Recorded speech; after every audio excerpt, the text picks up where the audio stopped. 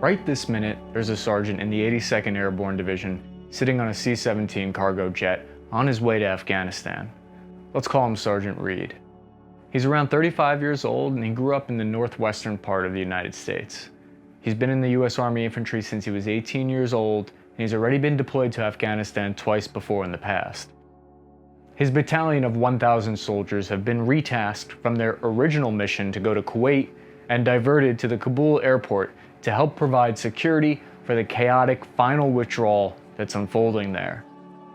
This would allow the Pentagon to check a box, proof that they're providing security for the last remaining airport in the country that the US military still has any control over. Some of the younger guys in his platoon have never been deployed before and are nervous even if they'd never admit it. Truth be told, they prefer this mission to Kuwait, one last chance to do their job. Once they land, Sergeant Reed is temporarily shocked by the horrific scene in front of him. Thousands of civilians mob the airport. Afghani people are clinging to the sides of evacuation aircraft as they take off. The civilians are desperate to avoid their fate in Afghanistan under insurgent rule because they will face terrible reprisals for helping the Americans for the past 20 years. Sergeant Reed quickly snaps out of it and tasks 4 of his squads to create a 360-degree security perimeter. They keep their crew-served weapons evenly spaced out. He knows they can't hope to evacuate anyone without first establishing order and security.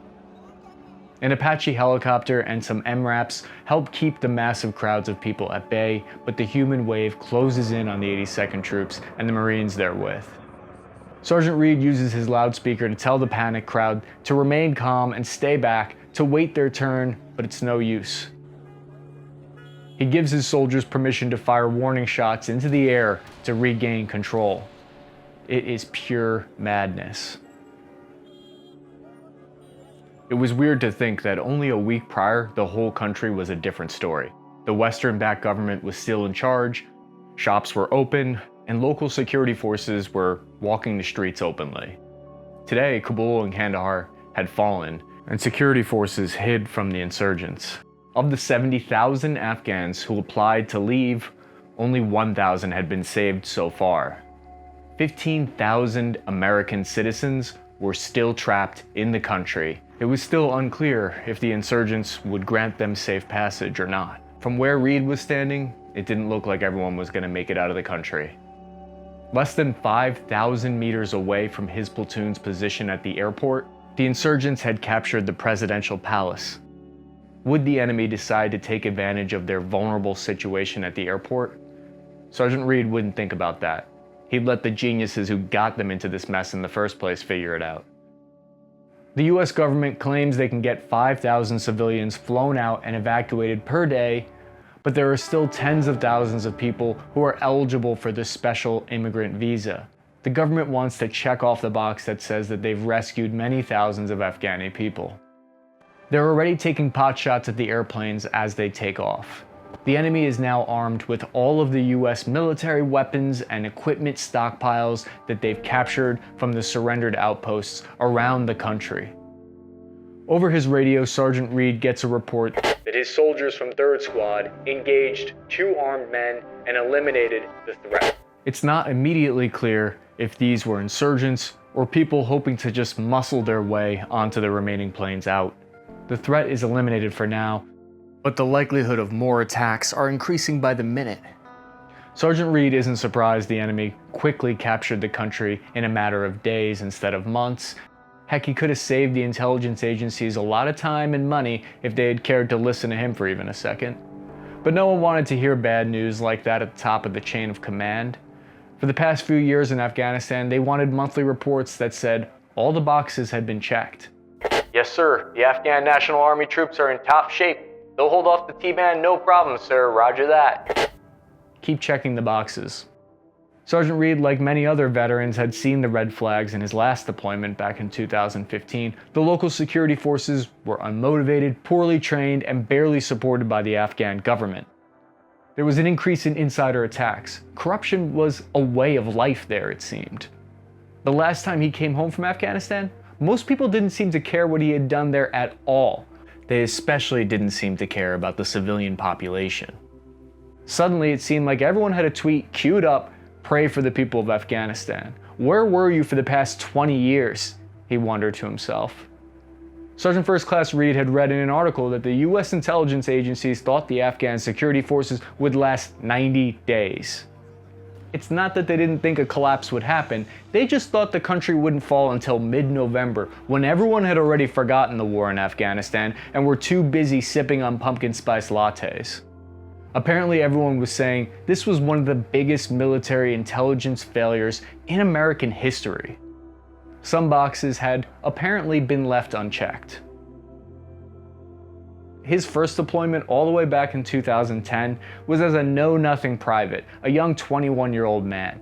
He looked back at those 14 months as some of the best and worst times in his life. 2010 was one of the most difficult years for the US military in Afghanistan, and his unit had helped recapture lost territory. They had helped retake Kandahar. It seemed like when he left, the country was back on track, and his second tour, years later, he actually had some responsibility. He was a squad leader. Still in his early 20s, he had more responsibility than all of his friends who were still going to college. His unit oversaw the construction of a school. They built 2 roads, and they even helped train an Afghan army company of soldiers. Truth be told, he was a little invested in their success at this point. He actually started to let himself think that maybe he had done some good there. Maybe he had accomplished something worthwhile in his life. He had checked the right boxes. His buddies, of course, were upset when they heard the news that Afghanistan's president, Ashraf Ghani, left the country and the Taliban had captured the majority of the country without firing a shot. Some veterans said that they were let down and embarrassed by the government handling of the situation. How could they allow this to happen? Some hours had passed and it was dark at the Kabul airport now. As they attempted to get some shut-eye, they could hear the crowds outside throughout the night, yelling, attempting to get onto the last planes. He'd arranged for his platoon to sleep in one of the airport's administrative buildings, one that still had hardened overhead concrete cover. Second platoon had the night shift, keeping the tarmac under control while they slept. Evacuations would continue 24 hours a day until they got the order that they wouldn't. Sergeant First Class Reed caught part of a news broadcast on a TV that was left abandoned in the rec room. Politicians and military officials back home were on there trying to convince him that the 2 years he'd spent deployed in Afghanistan during the best part of his life wasn't all for nothing. It wasn't in vain after all. They pointed to the fact that there hadn't been another major attack on US soil since the invasion of Afghanistan. Insurgent organizations had been weakened enough that the threat of another 9/11 happening was non-existent thanks to his work. They said he helped give women in Afghanistan the opportunity to go to school and participate in the world for the first time for the past 20 years. They said he'd done everything he could to train the security forces there, but you could only lead a horse to water. Sergeant Reed didn't know if he bought any of that. He thought he'd figure it out once he got back home, once he had all of his guys home safely, finally, and for the last time. Put a question mark in that box. Tomorrow, his platoon, the 82nd Airborne, and the Marines that made up the 5,000 remaining soldiers in Afghanistan would continue to do their job just like they'd done for the past 20 years. They would provide security and continue to help as many Afghan citizens escape the country as possible. Whether it was in vain or not, they had done what was asked of them. They had served their country honorably and with purpose. Sergeant Reed thought that would always be one box worth checking, no matter what. So Sergeant Reed isn't exactly a real person. He's based on various real people. He represents the experience of many of my friends who served in Afghanistan. He represents many of the servicemen, women, the soldiers, sailors, airmen, and Marines who fought honorably over the past 20 years in Operation Enduring Freedom. To all of the veterans of the Afghanistan war, this video is my small bit of appreciation.